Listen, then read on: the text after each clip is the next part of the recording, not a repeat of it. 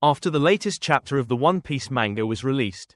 Today we're going to sit down and talk about what interesting developments might happen in the next chapter. The first point worth discussing continues directly from the latest chapter, where it was suddenly explained that there are 3 types of tattoos.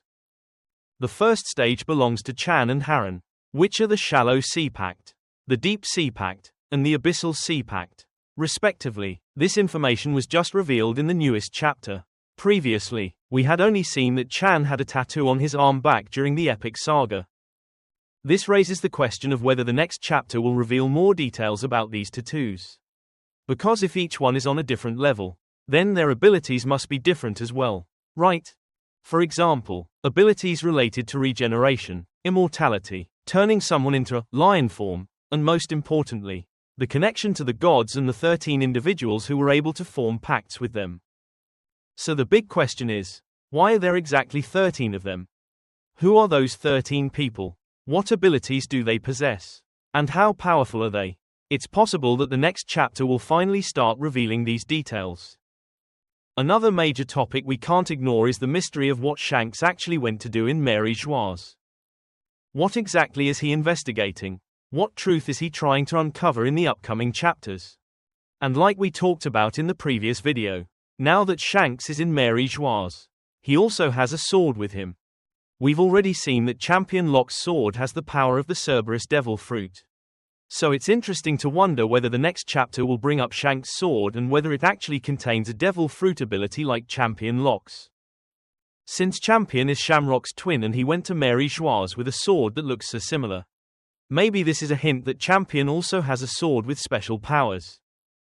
And the fact that Shanks' sword is named Griffin might be another hint. Maybe Griffin has a hidden devil fruit ability related to a griffin-like demon or creature. Another interesting detail about Shanks is that he also has a tattoo on his arm. So it's worth thinking about whether his decision to let the Sea King bite his arm, saying he was placing his bet on the new era, has anything to do with this pact system. Maybe that was one of the reasons he willingly sacrificed his arm. And of course, we can't skip over the fact that the latest chapter also shows the scar on Shanks' eye. And that scar seems to be, well, extremely significant. So it'll be interesting to see whether the next chapter finally talks about that battle and whether it's connected to the reason Shanks is now investigating something unknown.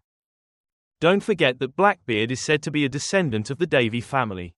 So it's possible that during that old fight between Chan and Blackbeard, Blackbeard told Chan something important, something that could be one of the reasons Shanks began investigating this mystery.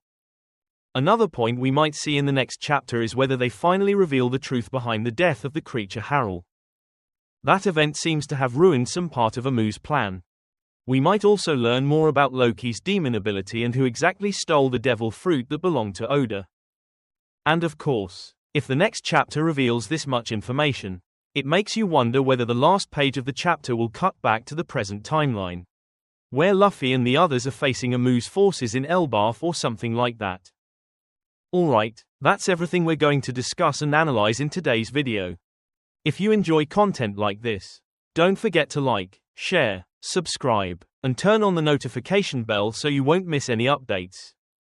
That's all for today.